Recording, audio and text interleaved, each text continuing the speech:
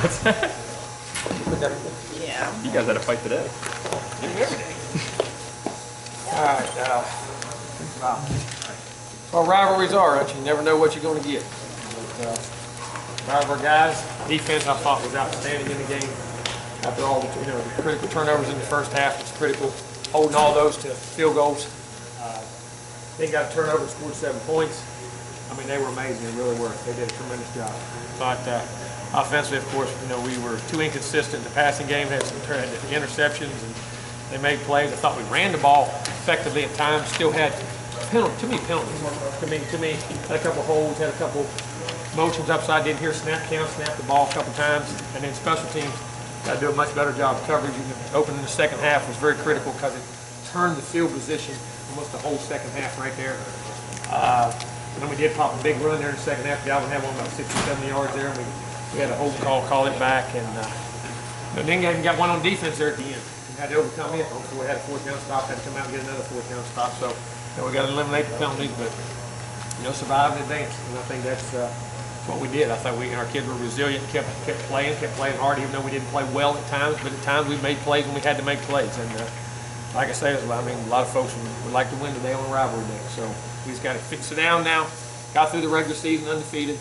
Now we're in an ACC championship game. We got a lot of work to do. Evaluate what we got. Get back to our basics. Go play a good team because I think Georgia Tech's playing extremely well right now. And very proud of the ACC today. 4-0. I mean, it beat some good football teams. Florida's a very good. Florida, I said, could be sitting there 8-2, 9-1, just as easy. Georgia Tech beating them. Clemson, very happy for those guys. I think everybody did a good job. Louisville beat Kentucky. I'm getting old. And Louisville beat Kentucky. Very proud of the ACC today because I keep telling folks this is a heck of a league. It's a very good league. And like I say, I think we've played 10 of the top 40 defenses in the country. This league has been a great defensive league this year. A lot of good players, good teams in this, and it's just it doesn't get credit because of opinion. And I think we did a good job of showing that this is a very deep league, a very good league. And we're very proud of our team to be able to go through a regular season. The only team in the country went through the regular season undefeated. So, but again, we still got some room for improvement. But at the same time, keep doing what we do. How's your heart? We don't have time to think about it. Jimbo, defensive line. I thought they were dominant up front. I thought they played extremely well. And I'm going to tell you what else. Not just the defensive line, our linebackers. Our linebackers, the best job I think they've done all year of coming downhill, taking off blockers, taking on blockers, and tackling people in the hole and penetrating up there. So I thought our linebackers did a tremendous job also. How have you seen this defense progress over the course of 12 games? And even Charles Kelly, if you've seen him do something. Oh, yeah. As a coordinator getting into the defense, he's had that before, but calling it with the new guys, and these guys are maturing and growing. Jalen and all that secondary now is healthy. And now the linebackers, when that linebacker core plays and can come down here at that second level, because we've been doing a pretty good job up front. And now they're coming down here doing a really nice job. It really makes those holes a lot smaller, and a lot harder to get through, and we tackled much better on the day, which I thought we had to. And I said that we were going to set edges on the defense, which we did for the most part, come down here and be physical and tackle well on defense. I thought we did that. Has anything led to, I don't know, say stronger starts, but Miami, you guys struggled early defensively, but BC, your guys good in the first half. They were in this one here. Well, I think we tried. You say you put an emphasis on them. You talk about playing all the 60 plays, but you got emotion in certain games. They get you, you get them. But they played. I thought this one they played the whole game. But what did you say to Will after the game? No, just congratulations, and I'll be in contact with him. We've had a chance to talk since then. Will's a good friend. He's a heck of a football coach, and I have a lot of respect for him. And his team played the tail off tonight. They've got a long career in this business for a long time, so just congratulations. We just he said good luck. You're on your 3rd Gator coach now. How important is consistency to our program? Yeah. I think it's very good. I do because it sets the tone in recruiting. You set the tone and what your players are demanded to do, and they know what's expected of them. And you don't have that turnover and it's not only, and it goes through the whole organization because everything that touches, I say this one, it's the weight room, it's the training room, it's academics, it's whatever it is. And there's been a precedent set, so everyone knows the standards and what things are. If the kids know the rules, it's amazing. When they know the rules, they'll follow the rules. When they change all the time, it's hard on those kids too. But I think everything in this world is about consistency to me when you want to have success. And I think that's, right now we'll be able to do that. Coach, Nick had 2 touchdown catches in his final game at home. Just I thought he played. We were trying to get the ball to him a little more at the end. We got, even the whole game we had a plan. We wanted to get it to him today. I thought he blocked well. I thought he caught well. I thought he played. And then had that big catch on that drive. Right there in the second half. He played really well. Going unbeaten. I'm sorry. Going unbeaten in the second regular season. How much tougher? Extremely. I think it's extremely tough. Much tougher. I really do, because of people, how much people work on you in the off season, how much people shoot for you, how much they lay their ears back. I mean, but it's all part of growing as an organization. You got to learn to be able to do that. But there's no doubt it's tough. Jimbo, on your defense in the first half, stepping up and had all those turnovers and then keeping that was key to the game. Florida. That was the key to the game. I mean, the first one, those 3 turnovers, and all became field goals. I mean, now it's still a 2-possession game, and all of a sudden, bam, then they score. And then after one of them, they took one of them and scored. So they only held them in field goals. They actually made it 9-7 game. We hadn't done anything, and the offense, hadn't done anything. And but that was tremendous. Trent Smith made a great play there, and but the whole defense in general, man, they played a heck of football. Are you concerned about Jameis? No, I mean that's he had one bad game. I mean, played maybe his best game he played all year last week. So. Hey guys, Coach has radio in a minute. All right. I I like talking. This is a big game. So.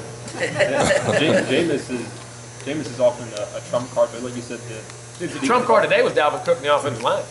I mean, didn't have his A game, and then see that's what we keep emerging and finding different guys. And I mean, Dalvin, we ran for 144 yards, a true freshman against our top-ranked defense. That defense is extremely good, and our offensive line did a really good job upside running that football, blocking the run. Any concerns with the inconsistent offense? Like Boston College, you might not get a lot of possessions. No, Boston College, I thought we were very efficient in the game. I thought we played very well. This is the first game. Jimbo, you just got to fix it and move on. Don't make the sky's not falling. You mentioned it was a lot harder this year than it was last year. Can you tell me the toll it takes on a head coach that when you're down, when you're up, and you're having to Well, it's not that. I think it's the focus of understanding, getting kids to understand how much people are coming at them.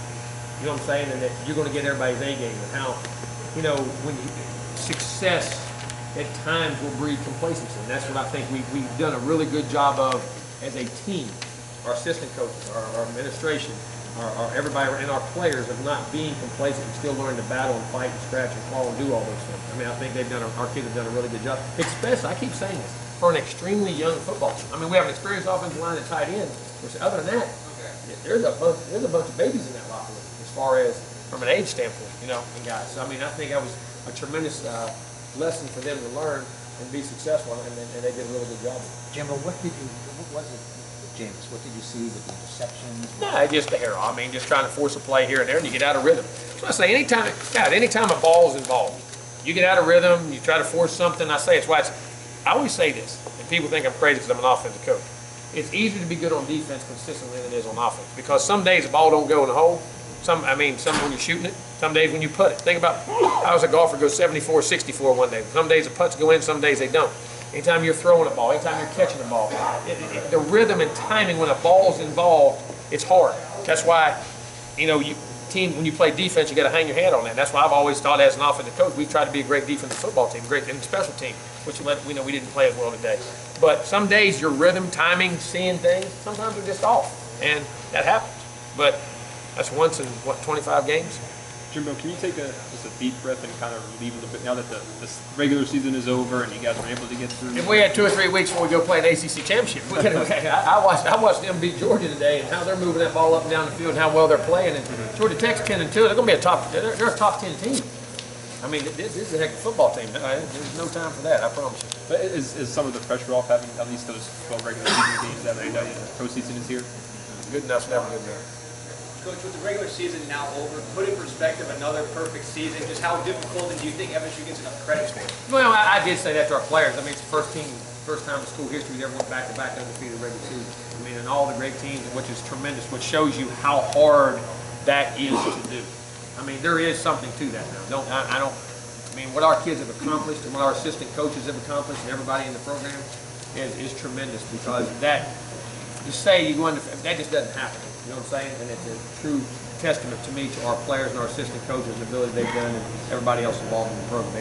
That is an accomplishment. But that's not our ultimate accomplishment, and there's a lot more we got to play for. How gutsy was Terrence Smith's performance? It seemed like he was playing on the bum knee, gets the interception there. All right, everybody's playing on bum knees now. Everybody's hurting now. But that's football. I mean, in 12th game of the year, And I say that jokingly, but it's true. Everybody's sore, bang, bruised, but he did play a heck of a football game, and that was a heck of a play, man. What did that do for you? It was guys? amazing, though. He wasn't limping when he was running down that field 90 yards. He outran everybody. Not that. Easy when you have convoy. I didn't put a ball in his hand and ask him to tackle. But no, I'm joking. But you get excited. But that's what guys do. They keep going. You find a way to reach down and do what you have to do. And Terrence played one heck of a football game. I don't mean to think that. I'm just joking. He played one heck of a football game. A lot of toughness. Coach has radio. Sorry, guys. Thank you.